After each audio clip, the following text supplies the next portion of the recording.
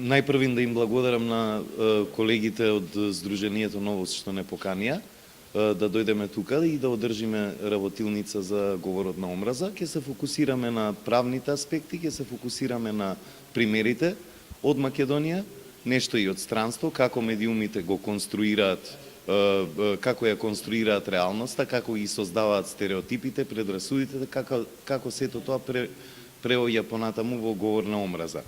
И секако ќе работиме со овие млади луѓе да им покажеме како на кој начин тие можат да го препознаат и да реагираат на говорот на омраза, да ги информираат граѓаните и да создадат некакви акции за оваа тема прво да стане видлива и разбирлива за граѓаните и секако сите здружено да дејствуваме тој говор на омраза се помалку да го има во јавноста во Македонија. Навистина е супер прилика тоа што сме во Струмица. Знаеме дека во Струмица има прилично многу активности во граѓанскиот сектор, а ова е навистина важно за нас, за Македонија како општество, бидејќи тој говор на омраза го оптоварува јавниот дискурс. За жал нема дебата, нема пристојна дебата во Македонија.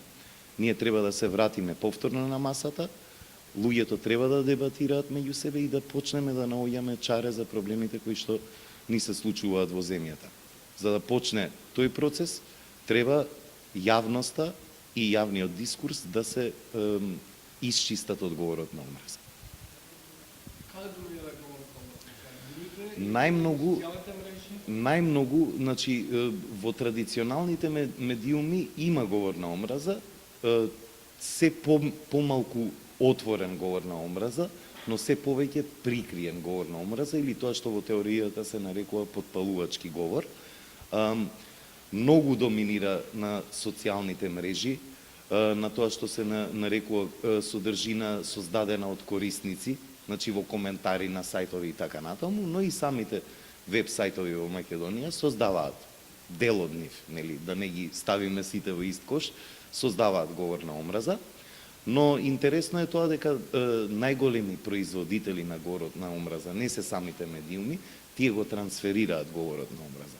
Значи, главните точки каде што се произведува тој е, за жал, политиката и говорот на јавните личности.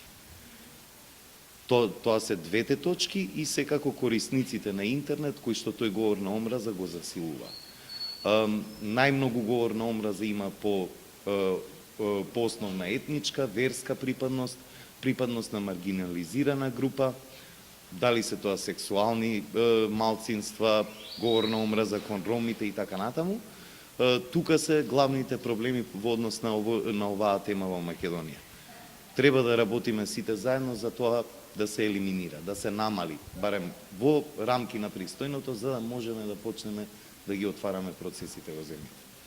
Има ли правни рамки за ситуирање на конкретно зборувам за Facebook, например, на тие социјални Има, мрежи? значи се создава нели говор на омраза, постојат некои санкции.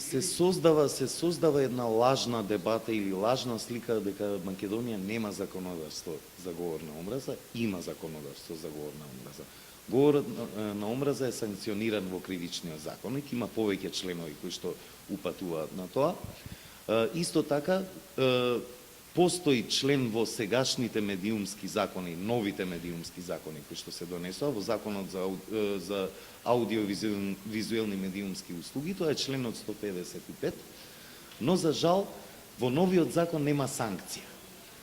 Значи тоа ние инсистиравме како Македонски институт за медиуми да остане санкцијата како што беше во стариот закон за радиодифузна дејност, но очигледно тоа беше политичка одлука тоа да се тргне, со тоа едноставно се овозможи омразата која што е на телевизија или на радио да биде несанкционирана.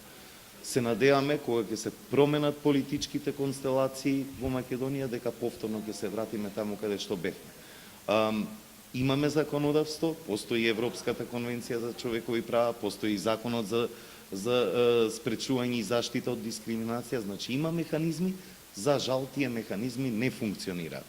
Ние во Македонија имаме само еден случај за злосторство или кривични дела од омраза, тоа е запалењето на македонското знаме во Струга, Освен тоа, а сите знаеме дека има милион примери на говор на омраза, досега не е изречена ниту една кривична пресуда за некој сторител на дело од омраза или за говор на омраза.